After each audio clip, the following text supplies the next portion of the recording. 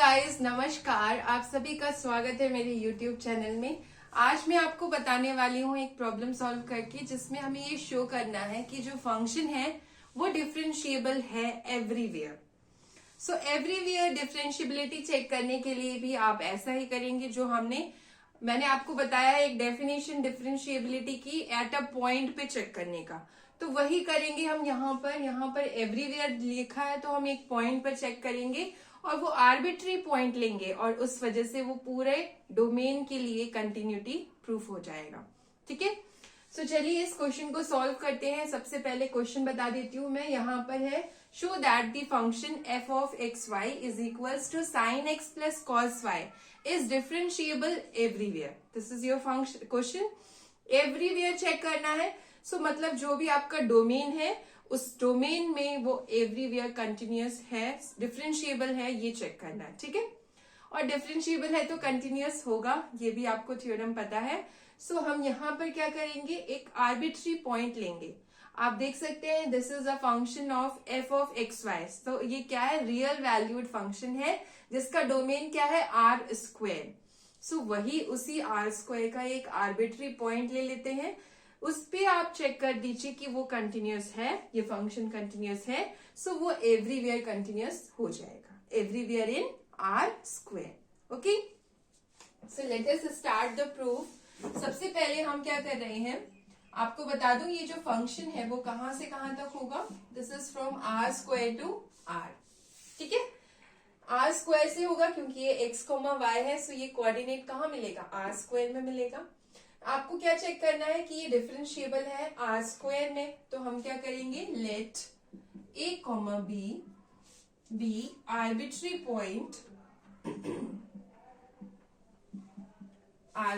Point in R square. R square में हमने एक आर्बिट्री पॉइंट ले लिया। अब हम ये शो करेंगे कि ये फंक्शन इस पॉइंट पर डिफरेंशिएबल है। सो वो एवरीवेयर डिफरेंशिएबल हो जाएगा। सो डिफरेंशिएबिलिटी के लिए आपको क्या कंडीशन चेक करनी होती है। इसके लिए आपको ये प्रूफ करना होता है। मैं आपको साइड में बता देती हूँ। अगर आपको ये प्रूफ करना है कि f of X Y is differentiable at a point a comma b, तो आपको क्या शो करना है, लिमिट की value, limit h k tends to 0, 0 f of a plus h b plus k minus f of a b minus h f x a comma b minus k f y a comma b divided by root h square plus k square equals 0. Okay, this is a definition of differentiability of a real valued function of two variable. Okay, so यहाँ पर आपको ये limit check करनी है कि इसकी value 0 हो जाए तो आपका फंक्शन डिफरेंशिएबल हो जाता है eight a point a comma b। तो हम यही यहाँ पर करेंगे। सबसे पहले हम निकालेंगे f(x) fy। ये f(x) क्या होता है, this is a partial differentiation of f with respect to x। और इसको निकालने का तरीका क्या है वो मैं आपको बताती हूँ। This is equals to limit h tends to 0 f of a plus h comma b minus f of a b divided by h। इस फॉर्मूले से आप ये वैल्यू निकालेंगे। सो इसको सॉल्व कर लेते हैं। लिमिट h tends to 0, हमारा फंक्शन क्या है, this is sin x plus cos y। So x की प्लेस पे यहाँ a प्लस h है तो ये हो जाएगा sin a plus h and plus cos b minus, यहां भी वही फॉर्मूला लगाएंगे तो ये हो जाएगा sin a minus cos b divided by h। Sorry, यहां पर cos b से cos b कैंसिल होगा, पॉजिटिव नेगेटिव है। सो this is sin a plus h minus sin a divided by h। अब यहां पर हम फॉर्मूला लगाएंगे sin x minus sin y का। तो आप लोगों को ये फॉर्मूला याद है कि नहीं पता नहीं, लेकिन इससे ये फॉर्मूला निकलता है। sin x प्लस y क्या होता है, this is sin x cos y plus cos x sin y। Okay, this is the formula, इसका यूज कर लेंगे। और दूसरा जो होता है साइन एक्स माइनस वाई का, which is sine X cos Y minus cos X sine Y. दोनों को ऐड कर दीजिए या सब्ट्रैक्ट करिए। यहाँ पे हमें सब्ट्रैक्ट करना है क्योंकि माइनस के लिए चाहिए, तो सब्ट्रैक्ट करना पड़ेगा। तो ये पॉजिटिव, ये नेगेटिव, ये कैंसिल हो जाएगा। आ जाएगा आपका sine X plus Y minus sine X minus Y equals to 2 cos x sine Y. ये आ जाएगा फॉर्मूला। ठीक है, बस आपको क्या कर देना है, यहाँ पर ले लेना है x और यहाँ पर ले लेना है y, और यहाँ हो जाएगा cos x plus Y upon 2, ये हो जाएगा sine x minus Y upon 2। So ये है फॉर्मूला। अगर आपको ये सब नहीं करना है, आपको लर्न कर लेना है फॉर्मूला, तो आप लर्न कर लीजिए। ये फॉर्मूला है, इसको लर्न कर लीजिए, यहाँ लिख लीजिए बिकॉज साइन एक्स माइनस, ये कैसे आता है वो मैंने आपको बता दिया है। फिर भी अगर आप चाहें तो इसको लर्न कर लीजिए, क्योंकि टाइम नहीं अगर वेस्ट करना चाहते हैं फॉर्मूला डिराइव करने में, तो आपको लर्न करना चाहिए। So learn this formula. हम इसको अप्लाई करते हैं यहाँ पर। सो ये हो जाएगा लिमिट h टेंड्स टू 0। ये x की वैल्यू है a प्लस एच और y की वैल्यू कितनी है a, तो यहाँ रखते हैं। This is 2 cos a plus H plus a upon 2 and sine a plus H minus a upon 2। ठीक है, a से माइनस a कैंसिल हो जाएगा, तो ये आ जाएगा आपका limit h tends to 0 2 cos 2a plus h upon 2 and this is sin h upon 2. Okay? ये h छूट गया तो यहाँ लिख लेते हैं। So ये हो जाएगा limit h tends to 0 and ये तो ऐसे ही रहने दीजिए 2a plus h upon 2। इसको हम लिख लेते हैं ऐसे sin h upon 2, और ये जो h है वो यहाँ आ जाएगा और ये जो ऊपर 2 है वो नीचे। सो इसकी लिमिट कितनी होती है, limit x tends to 0, wait, limit h tends to 0 cos 2a plus h upon 2, ये रहने दीजिए। यहां भी लिमिट ले लेते हैं हम, h tends to 0 sine h upon 2 divided by h upon 2। इसकी लिमिट की वैल्यू होती है 1। ठीक है, आपने पहले भी पढ़ा होगा कि limit x tends to 0 sine x upon x, this is equals to 1। यही हमने यहाँ यूज किया है। ये h टेंड्स टू 0 लिखा है तो h बाय 2 भी टेंड्स टू 0 ही हो जाएगा। So this is equals to 1। So हम यहाँ रखेंगे h की वैल्यू 0, तो ये 2 से 2 कैंसिल होके सिंपल आ जाएगा cos a and this value is 1। सो 1 से ये इंटू होगा तो cos a ही आ जाएगा। इसका मतलब कि ये जो fx a b है, ये कितना आ गया हमारा cos a। ठीक है, सो हम क्या करते हैं, नेक्स्ट वैल्यू निकालते हैं fy। इसको हम लिख लेंगे स्टार्टिंग में, क्या आ गया हमारा cos a। ठीक है, और फिर हम निकालेंगे इस लिमिट की value. So first of all सबसे पहले मैं लिख देती हूँ यहाँ पर जो हमारी वैल्यू आ गई है, this is equals to cos a। अब हम कैलकुलेट कर लेते हैं fy a, b। ठीक है, ये कितना होता है, this is limit k tends to 0 f of a b plus k minus f of a b divided by k। This is the formula. हम इसकी वैल्यू निकाल लेते हैं, लिमिट k टेंड्स टू 0। आपको सिंपली वही सोल्यूशन करना है जो अभी मैंने किया था, सेम वही मेथड से। तो ये हो जाएगा आपका sine a plus cos b plus k minus sine a, value रख दी हमने फंक्शन की वहां से।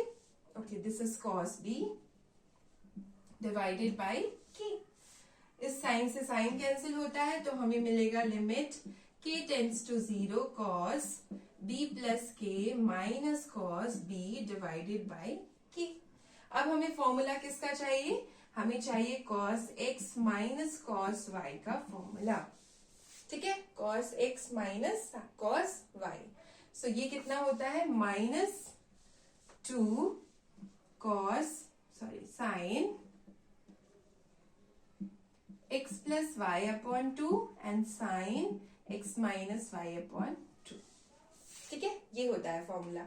सो ये फॉर्मूले की वैल्यू हम यहाँ रखेंगे तो ये हो जाएगा limit k tends to 0 -2 sine x plus Y upon 2 है ना, तो x की वैल्यू ये ले लीजिए, y की ये, तो ये हो जाएगा आपका साइन 2b प्लस के अपॉन 2 और दूसरा माइनस कर देंगे तो ये बचेगा k अपॉन 2।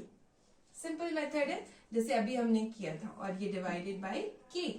अब हम क्या करेंगे, वही प्रोसेस करेंगे, इस 2 को नीचे ले आएंगे, लिमिट अलग अलग कर देंगे तो ये 2b प्लस के अपॉन 2 और यहाँ बचेगा sine k upon 2 divided by ये k और ये 2 नीचे ले आएंगे तो ये वैल्यू कितनी हो जाएगी 1।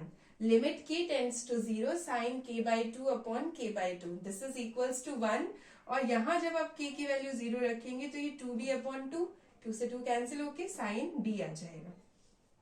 सो this is minus sine b।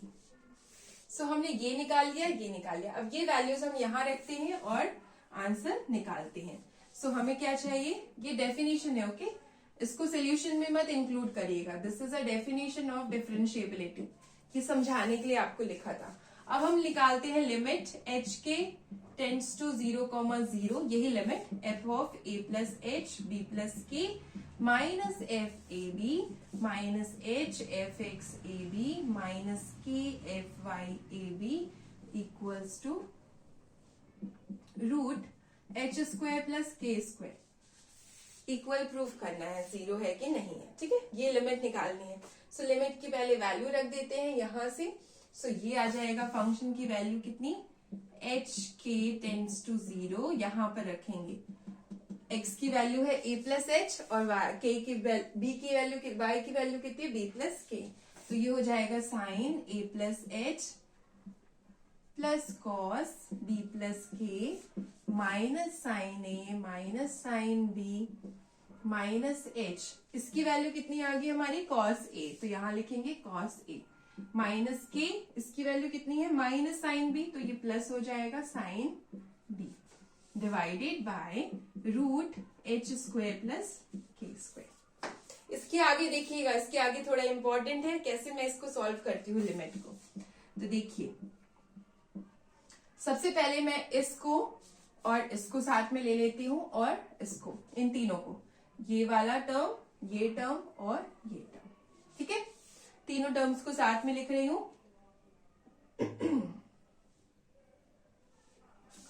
Okay तो ये आ जाएगा कितना,